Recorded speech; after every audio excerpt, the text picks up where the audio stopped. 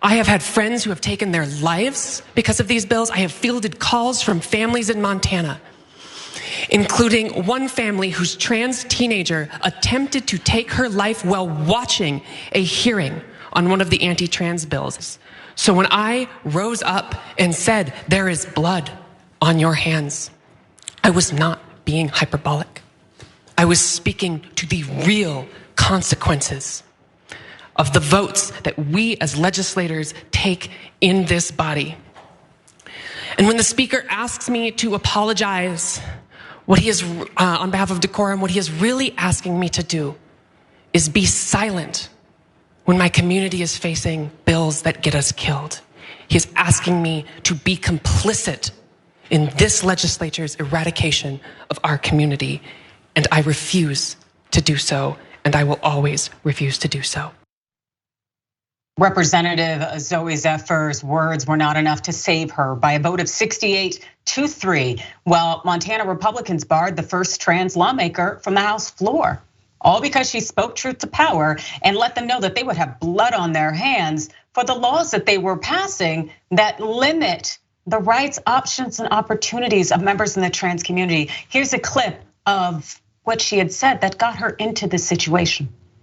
And the only thing I will say is if you vote yes on this bill and yes on these amendments, I hope the next time there's an invocation, when you bow your heads in prayer, you see the blood on your hands.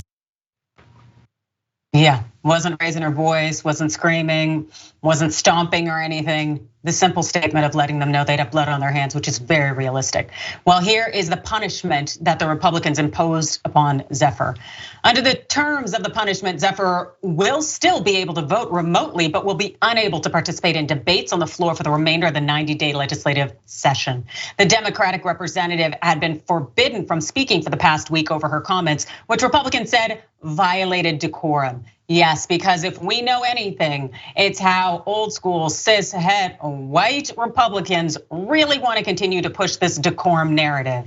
This is absolutely disgusting, and also it is somewhat historic because the punishment for Zephyr, it has not been thrown down in nearly 50 years in Montana for lawmakers. So this says a lot that simply Zephyr identifying the fact that these individuals, these lawmakers, will have the blood of trans children and people on their hands if they pass this legislation. That was enough to get her booted from being able to share her voice and do her job on behalf of her electorate. Well, Zephyr's punishment has really ignited a debate, a firestorm, as far as I'm concerned, in terms of using our voices in democracy, especially as it comes right after we just saw Tennessee statehouse act a fool and expel those two black lawmakers, Representatives Justin Jones and Justin Pearson, who have since been readmitted. Now, Representative Zephyr released this statement after being banned from the debate, and she had some very poignant words to say.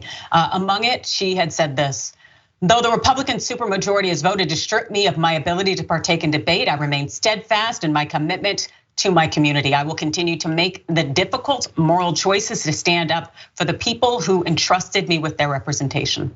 Very wise. Also, as you can see from this tweet here, as Zephyr was closing out her day, she pressed her light to speak as she left the chamber, symbolizing the voices of those that will not be heard because of her being left out of debate. Dan.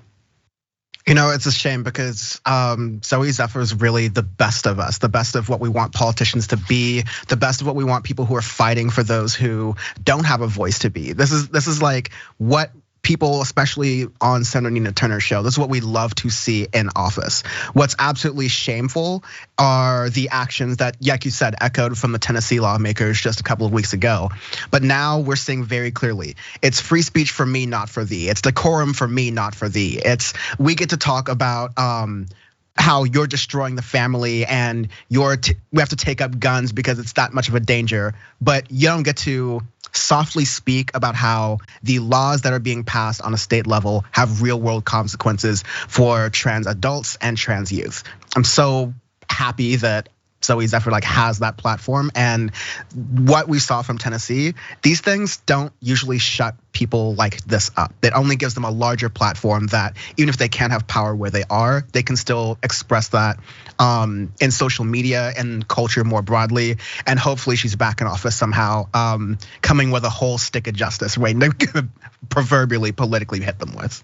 Absolutely, because the thing is, we need people's voices. We need individuals to rise up and to speak out. And it also really shows you when you see the juxtaposition about what happened to the Justins in Tennessee and what's happening to Zooey out in Montana. The fact is, it doesn't matter if you raise your voice, you scream and you use a bullhorn. It doesn't matter if you are meek and quiet and kind and polite in your words. Your existence in these white male cis dominated spaces is enough to rattle the consciousness of the Republicans around you. And that is the problem, your sheer existence. But my God, you should stay there, be loud, and we need to join them in that fight.